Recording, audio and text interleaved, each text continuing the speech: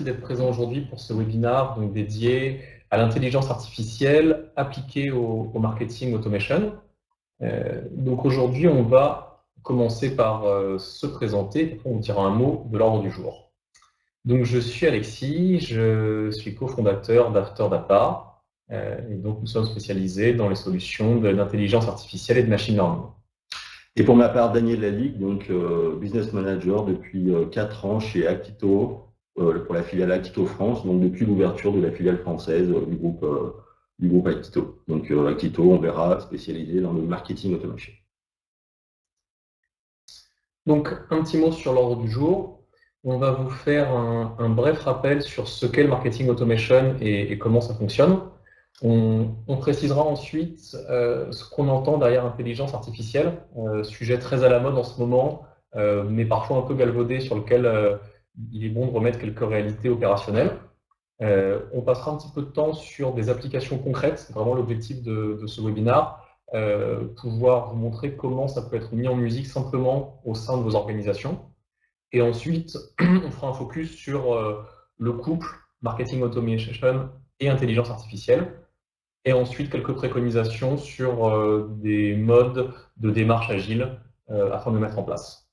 Alors, Daniel, est-ce que tu peux nous en dire un tout petit peu plus sur Actito? Oui, donc effectivement, juste avant de démarrer la thématique du jour, juste un mot sur Actito et sur AfterData pour ceux qui ne connaissent pas encore. Donc Actito, c'est très simple, hein, on est éditeur d'une solution SaaS de gestion et d'automatisation des campagnes marketing.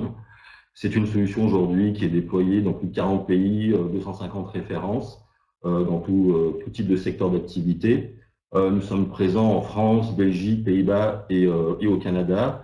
Et aujourd'hui, cette solution, en fait, elle va essentiellement se caractériser par la possibilité d'activer l'ensemble de vos données pour vos campagnes marketing, pour vos scénarios. Donc, vous allez vraiment pouvoir vous baser sur l'ensemble des informations collectées autour de vos clients et de vos prospects pour mettre en place des campagnes et des scénarios personnalisés.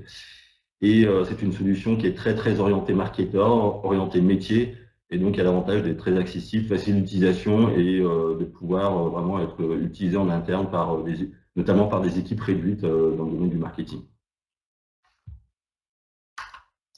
Alors, un petit mot maintenant sur AfterData. Nous avons comme point commun essentiel avec Actito d'être une solution destinée aux responsables métiers et qui ne nécessite aucune compétence technique. Donc, c'est une solution, c'est une plateforme d'analyse prédictive et de machine learning. Les usages qu'on va avoir de notre plateforme sont les cas clients qu'on peut voir sur la droite de l'écran. Ça va être de la prévision de churn pour déterminer des clients qui risquent de partir à la concurrence dans les semaines ou les mois à venir. Ça va être de la prévision des ventes pour anticiper des quantités à produire ou des quantités à livrer, que ce soit sur du produit fond de rayon, mais également sur du produit promotionnel, ce qui est souvent le sujet le plus sensible. Ça va être anticiper l'affluence dans des magasins, dans des restaurants, dans des lieux publics, de façon à adapter la qualité et les modalités de l'accueil du public. Et enfin, sur une thématique un petit peu différente, ça va être de la détection de fraude pour reconnaître des scénarios de personnes qui sont très probablement des gens qui sont en situation de fraude. Donc, nous sommes un éditeur de logiciels, nous développons une plateforme en mode SaaS qui est dédiée essentiellement à l'analyse prédictive et encore une fois qui a comme caractéristique de nécessiter chez nos clients aucun expert de la donnée, soit parce que nos clients n'en ont pas en interne, soit parce que nos clients ont des data scientists, mais qui ne sont pas forcément disponibles pour des usages marketing, commerciaux ou de gestion des risques. Donc voilà pour les présentations. Alors avant de rentrer dans le vif du sujet, du marketing automation, de l'intelligence artificielle, on voulait démarrer à partir de constats que je pense que nous observons tous, hein, ça devient des évidences aujourd'hui. Premier constat, c'est la baisse de la performance des opérations dites de mass marketing. Mass marketing, hein, vraiment qui consiste aujourd'hui à communiquer des messages, à envoyer du contenu identique à tout le monde au même moment. Donc là, on est dans le mass marketing et aujourd'hui, effectivement, on observe une baisse progressive des taux d'engagement, de l'efficacité de ce type de campagne. Pourquoi? Tout simplement, nous, en tant que clients, consommateurs, sursollicités, on est saturé de messages standards qui ne sont pas forcément pertinents ou centrés sur nos besoins, nos centres d'intérêt.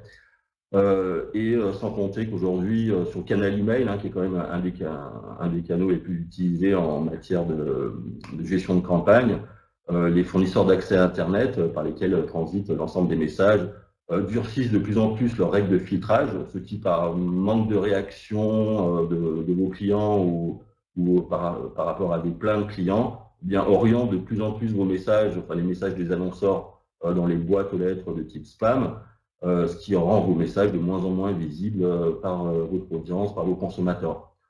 Sans compter, s'ajoute à cela le RGPD, un sujet autour duquel on a vaguement échangé ces derniers temps. On a beaucoup parlé de cette nouvelle réglementation qui est rentrée en vigueur le 25 mai dernier et qui donne un peu plus de pouvoir effectivement aux consommateurs et qui met des contraintes supplémentaires en matière de collecte de contacts et d'exploitation des données. Donc tout ça fait que le mass marketing est de moins en moins efficace.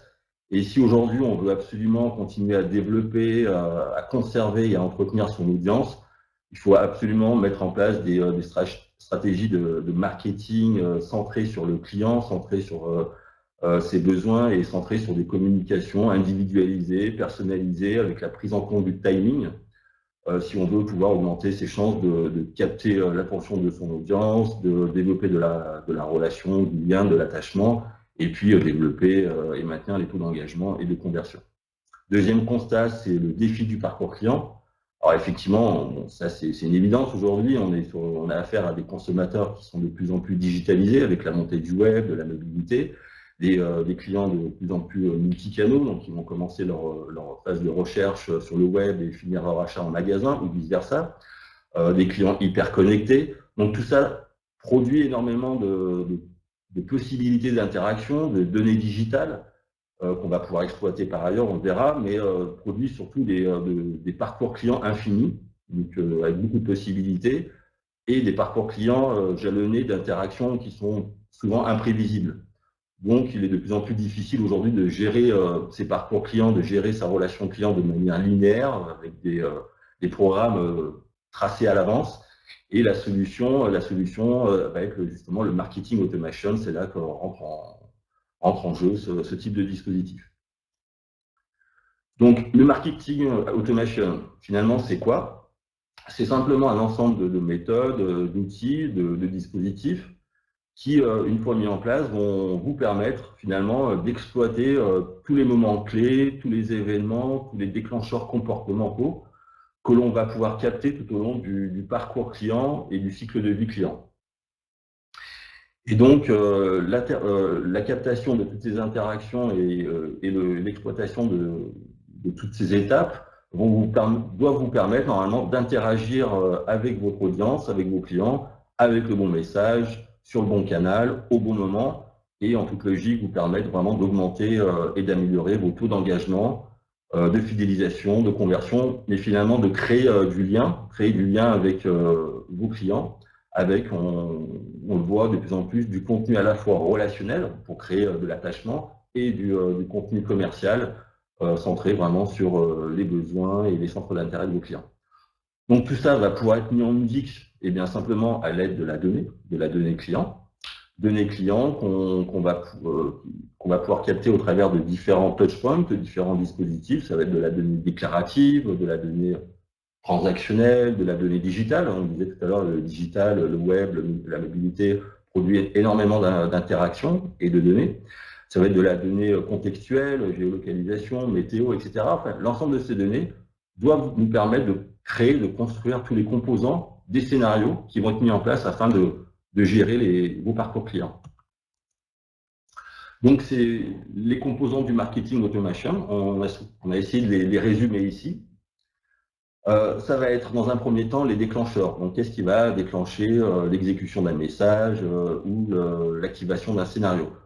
Donc, on va être sur des déclencheurs prévisibles de type date de naissance, date de fin de contrat, date de livraison. Donc, ça, ce sont des interactions, des événements qu'on va pouvoir identifier à l'avance, sur lesquels on va pouvoir planifier des scénarios.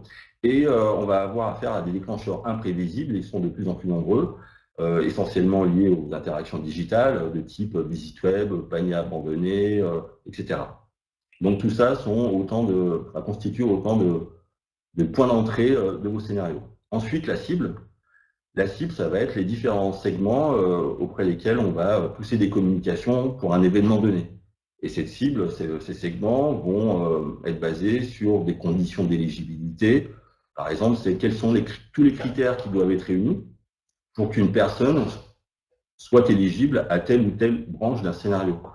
Si je prends un exemple, l'exemple du panier abandonné, je ne vais pas forcément activer de la même manière des personnes qui sont, enfin, des abandonnistes, pardon, qui vont être sensibles à la promotion et des personnes qui ne vont pas être sensibles à la promotion et qui sont plutôt fidèles à la marque. Donc pour un même événement donné, je vais activer des scénarios différents selon le segment d'appartenance de la personne.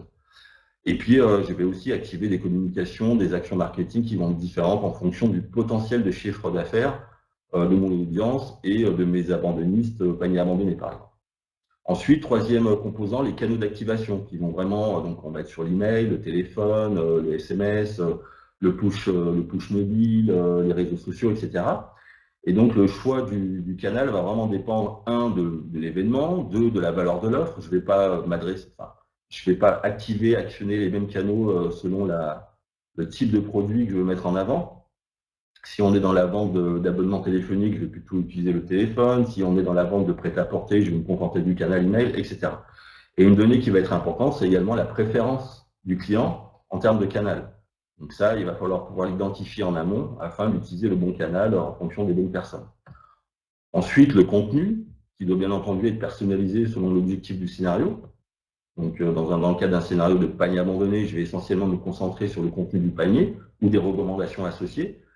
Et puis, je vais prendre en compte d'autres critères comme la sensibilité de l'individu au prix, à la promotion, à la recommandation, pour véhiculer du contenu différent pour un même événement donné en fonction justement de mon profil. Et à chaque fois, on va vraiment vous recommander d'intégrer du contenu qui vont vous permettre aussi de tester la réactivité de vos clients et de tester leur centre d'intérêt pour faire tourner justement les moteurs les règles de recommandation. Et ensuite, dernier élément d'un programme de marketing automation, le timing.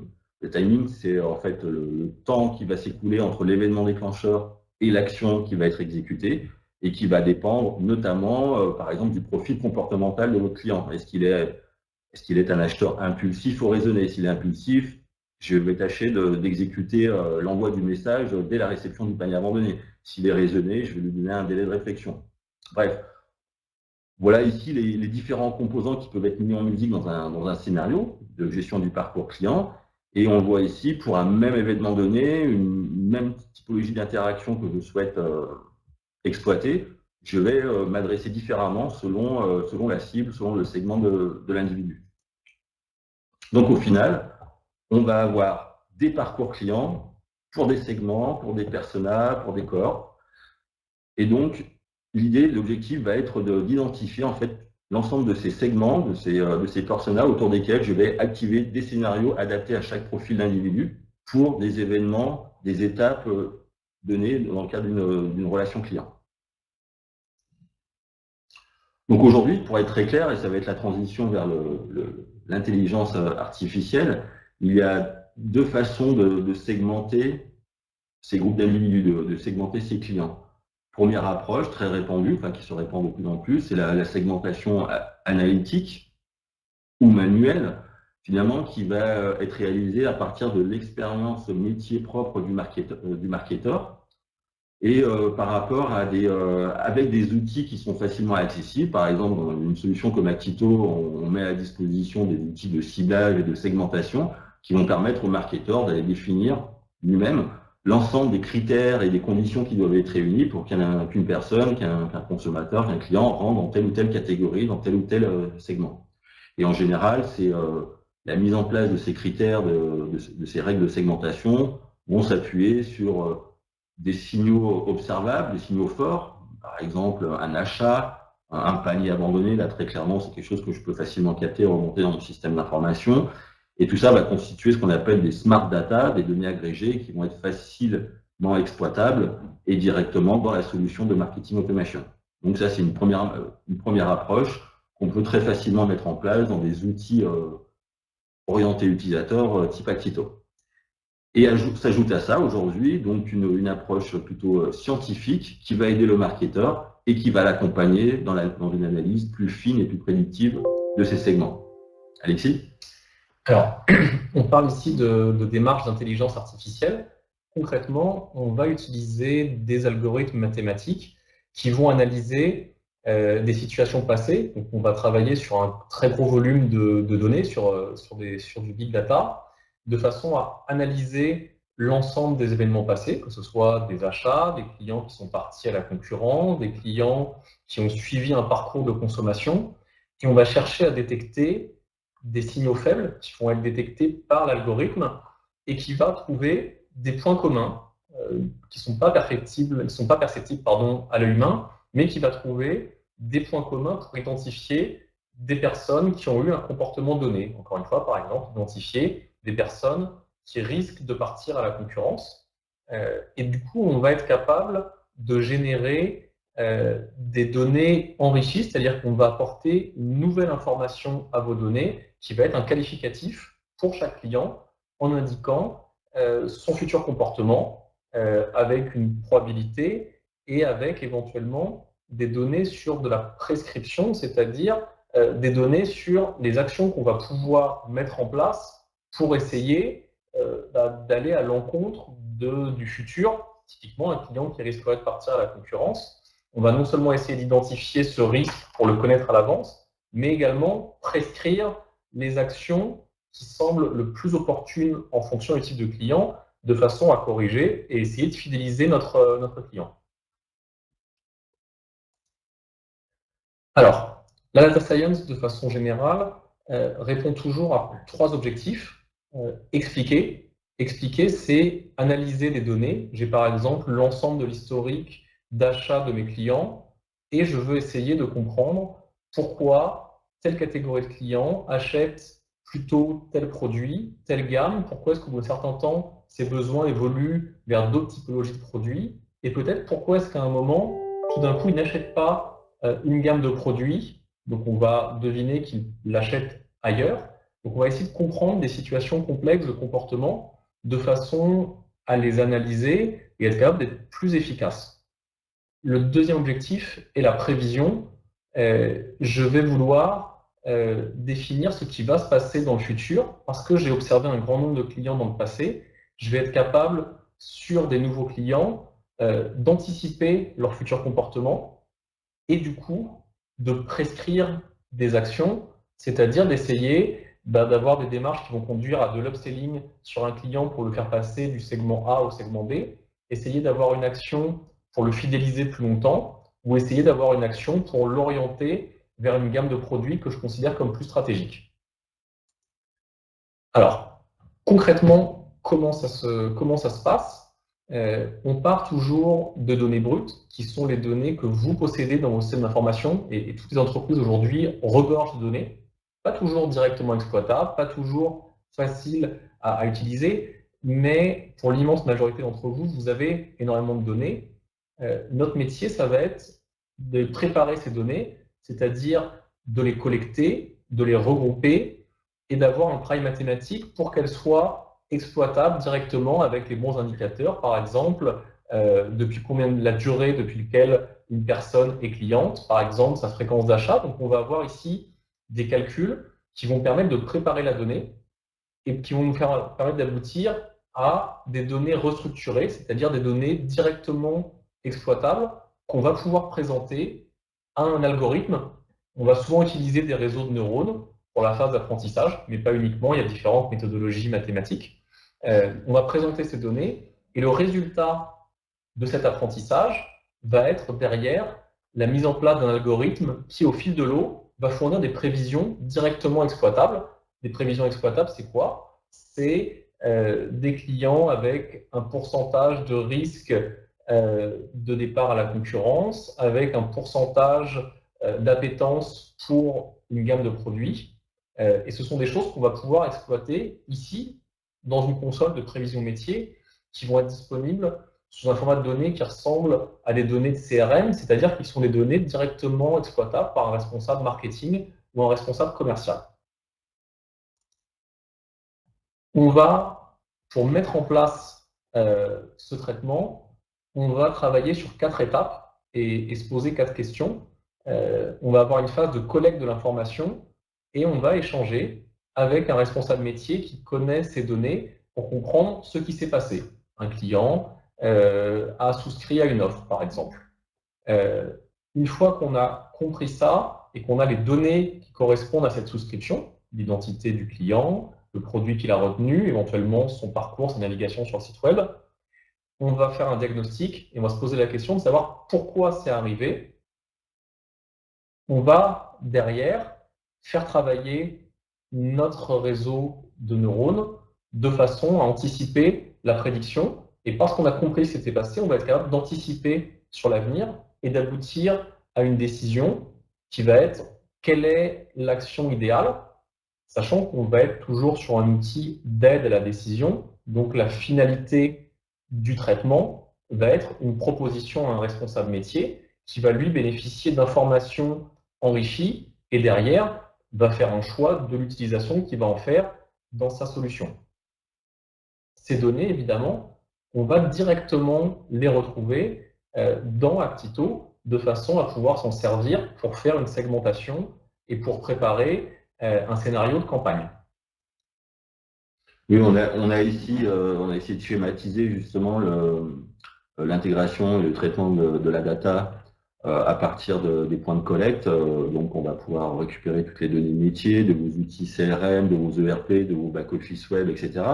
Donc, toutes les données métiers sur les transactions, les données déclaratives, sur les cartes de fidélité, sur les contrats et toutes les données digitales liées essentiellement à la navigation web. Donc, toutes ces données, comme l'a expliqué Alexis, vont être traitées par le dispositif, le moteur d'intelligence artificielle, afin de produire des data enrichies, des données complémentaires de type segment, cible intentionniste, les potentiels churnistes, donc de départ à la concurrence, des scores d'appétence par rapport à des gammes de produits et des prescriptions, donc à savoir des recommandations à faire en termes de produits pour chaque typologie de segment. Et ces données peuvent être injectées en automatique en temps réel dans Actito et vous allez pouvoir ensuite activer cette information complémentaire qui va venir compléter les segments opérationnels que vous pouvez faire dans Actito et toutes les données marketing que vous collectez dans Actito pour activer l'ensemble de ces informations dans les différents scénarios que vous aurez mis en place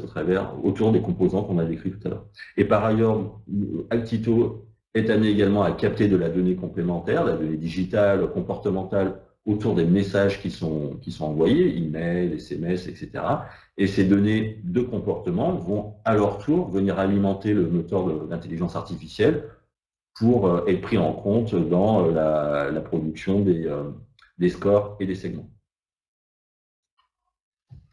Donc ici, on a un exemple de prévision réalisé avec la console After Data.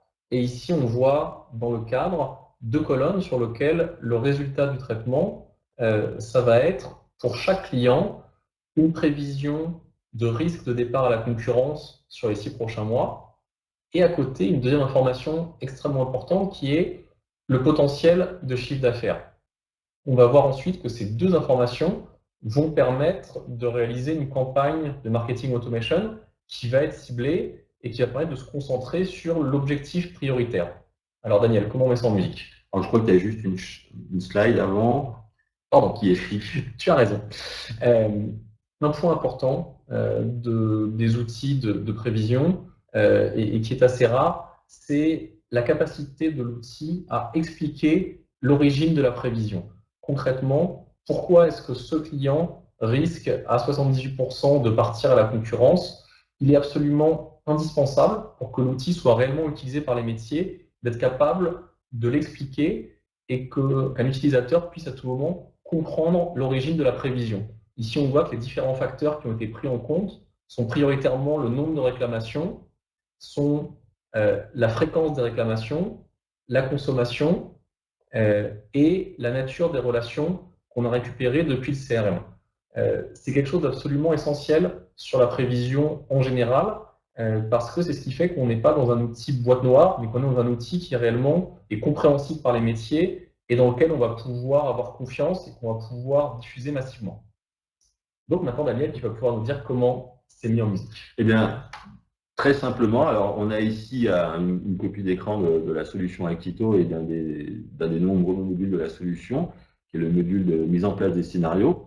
Et une fois donc que la donnée enrichie produite par Afterdata arrive dans Actito, à savoir les segments, les scores, et bien ici dans l'exemple l'anti-churn, où on va essayer de retenir des potentiels départs à la concurrence, on a construit un scénario qui se déclenche à partir un ciblage quotidien. Donc, Actito va tous les jours aller chercher dans la base de données les clients pour lesquels, qui ont été associés au segment risque d'attrition à 6 mois et supérieur à 90%. Donc, c'est typiquement un score qui est produit par Afterdata. Et pour l'ensemble de des individus concernés par ce ciblage, je vais automatiser l'envoi l'activation d'une action, soit l'envoi d'un message, soit une orientation au niveau du centre d'appel. Et on voit que je vais aussi m'appuyer au centre du scénario, je vais m'appuyer sur une deuxième donnée qui est le potentiel de chiffre d'affaires, qui est également une segmentation qui peut être produite par Afterdata et qui va me permettre de distinguer le type d'action que je vais exécuter en fonction du segment. Donc pour les churnistes qui ont un fort potentiel en chiffre d'affaires, je vais demander au système de plutôt les orienter vers le centre d'appel afin de demander à un téléconseiller de prendre contact et de se mettre en relation avec le client, puisqu'une action humaine téléphonique a beaucoup plus de chances d'aboutir à un réengagement auprès de la marque. Et puis, pour ceux qui n'ont pas forcément un gros potentiel de chiffre d'affaires, je vais me contenter simplement de leur envoyer un premier email avec un questionnaire où je vais les inviter à se livrer, inviter les clients à se livrer et à éventuellement décrire des sources de mécontentement pour pouvoir y remédier par la suite. Donc voilà, en fonction du potentiel de chiffre d'affaires, je vais plus ou moins mettre en place des actions qui vont avoir des coûts différents. Donc ici, deuxième exemple, sur lequel là on est plutôt sur de la prédiction d'intention d'achat. On est dans un cas assez courant. Je suis client, j'ai préparé un panier d'achat et j'ai abandonné mon panier pour différentes raisons. Et la question va être, dois-je le relancer? Et si oui, dans quelles conditions? Est-ce que c'est une relance entre guillemets sèche? Est-ce que c'est une relance avec une offre promotionnelle? Donc ici, ce qu'on va déterminer, c'est deux scores. Un premier score ici qui va être le pourcentage d'intention réelle d'achat. Est-ce qu'on a une forte espérance que cette personne finalement retourne sur son panier et aille au bout de son acte d'achat? Et quel est le potentiel de chiffre d'affaires de ce panier, mais surtout des suivants? Quel est le potentiel de ce client? Et est-ce que j'ai intérêt du coup à faire un très gros effort pour gagner ce panier, sachant que potentiellement il va découler sur d'autres futures offres? Donc voilà, ici, même exercice de matérialisation finalement de ces données dans un scénario Actito. Donc un scénario qui se déclenche à partir d'une remontée d'un panier abandonné sur un individu et qui va dès lors exécuter l'envoi d'un message de relance de panier abandonné. Et effectivement, on va s'appuyer ici sur sur une segmentation, à savoir est-ce que le client fait partie des intentionnistes supérieurs à 90%. Si oui, je suppose que la probabilité qu'il aille qu'il aille finaliser son achat est forte, et donc du coup je ne vais pas forcément accompagner mon message d'une offre promotionnelle incitative. Je vais me contenter simplement de lui envoyer un simple email de relance de panier abandonné.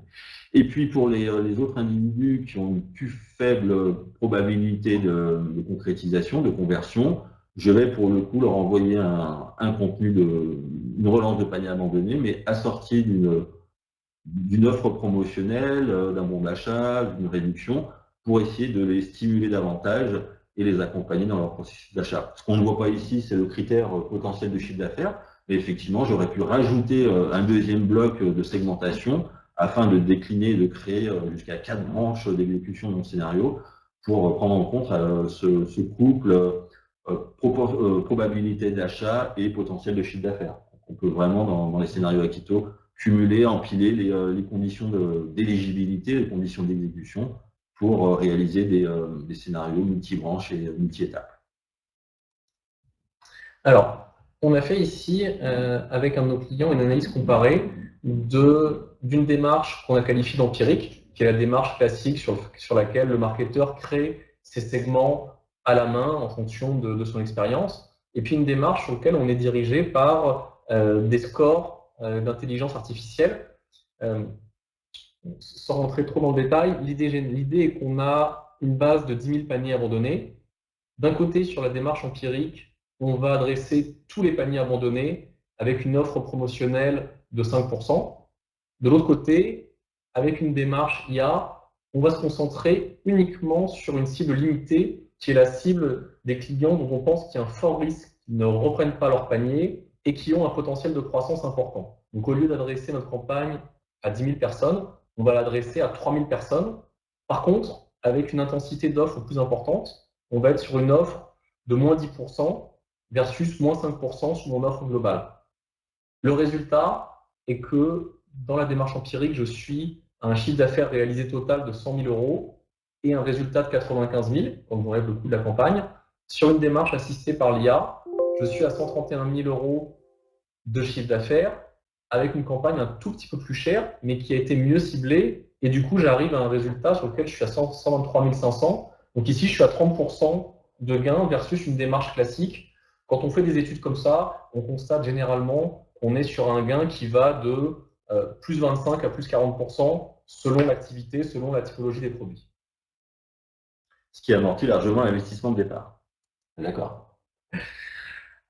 Alors, donc voilà, pour finir, on voulait vous faire une petite synthèse sur les bénéfices de l'intelligence artificielle dans le domaine du marketing automation. On a commencé à en parler.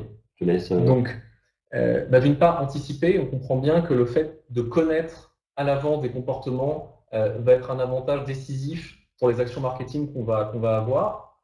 Le fait de mieux connaître les clients et mieux connaître leur comportement va permettre de cibler. Et donc, plutôt que d'avoir des campagnes de faible intensité très larges, on va pouvoir, avec le même budget ou un budget plus faible, avoir une campagne extrêmement ciblée et du coup plus intense. L'objectif également est un gain de productivité, soit parce que j'ai des segments marketing qui vont être calculés automatiquement, mais également parce que je vais pouvoir travailler sur quelque chose qui ne serait pas possible à la main, qui est de travailler sur des micro-segments. On va pouvoir démultiplier les segments. On a des clients qui vont jusqu'à plusieurs centaines de micro-segments marketing qui sont calculés automatiquement par l'algorithme, qui ne seraient évidemment pas gérables si on devait faire les choses à la main. Et de façon globale, on est sur un objectif de rentabilité des programmes marketing. Le marketing coûte cher, il rapporte beaucoup aussi, évidemment. L'objectif est d'avoir un levier vraiment important sur la rentabilité et le bénéfice qui va découler de ces opérations. Merci. Donc, tout ça, c'est très bien, mais comment on démarre? Alors, comment on démarre? Ça peut paraître des fois quelque chose d'inquiétant parce que nouveau, parce que différent des façons de penser. Quasiment tous nos clients démarrent sur quelques quick wins.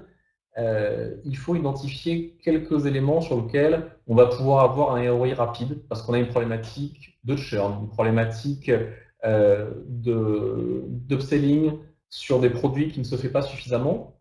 Donc on va déterminer un sujet. Il faut évidemment avoir un minimum de données.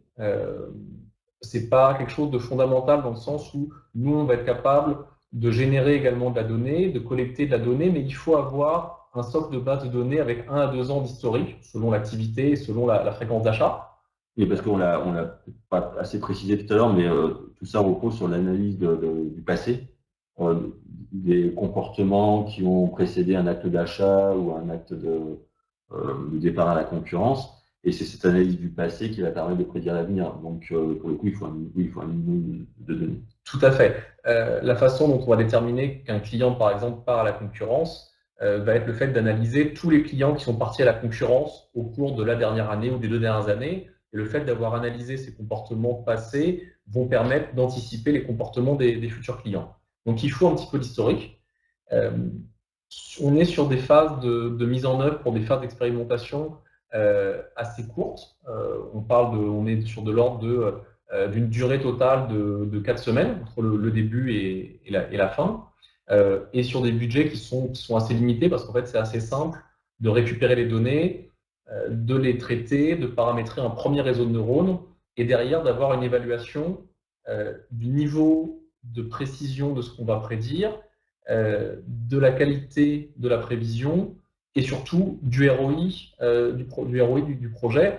On est sur des phases qui sont de l'ordre de 2000 euros, avec une approche test and learn, c'est-à-dire que pour faire de la prévision, on peut utiliser de nombreuses données, de nombreux critères au cours de cette phase. On va tester beaucoup de données différentes et on va valider ou invalider chaque source de données pour voir quelles sont les données qui ont le plus gros impact sur ce qu'on veut prédire. Enfin, le fait, en 4 semaines, d'avoir une première phase sur laquelle on a des résultats concrets, on a des prévisions, on a un calcul de ROI, c'est quelque chose qui va permettre d'impliquer l'ensemble des équipes, de fédérer autour du projet, que ce soit pour l'IT qui va être en charge des données, les responsables métiers qui sont souvent les bénéficiaires de la prévision, et évidemment la direction générale auprès de laquelle il va falloir justifier un éventuel budget.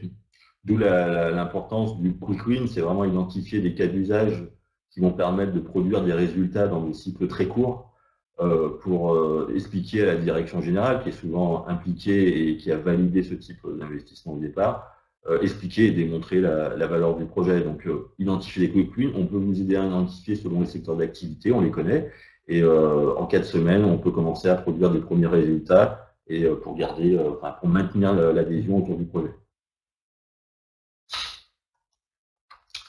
On a fait le tour de ce qu'on voulait vous raconter au cours de ce webinaire. On est un peu plus de 30 minutes de webinaire, donc on est presque dans les temps. Et on est à votre disposition via le chat situé en bas à gauche de l'écran pour toutes vos questions.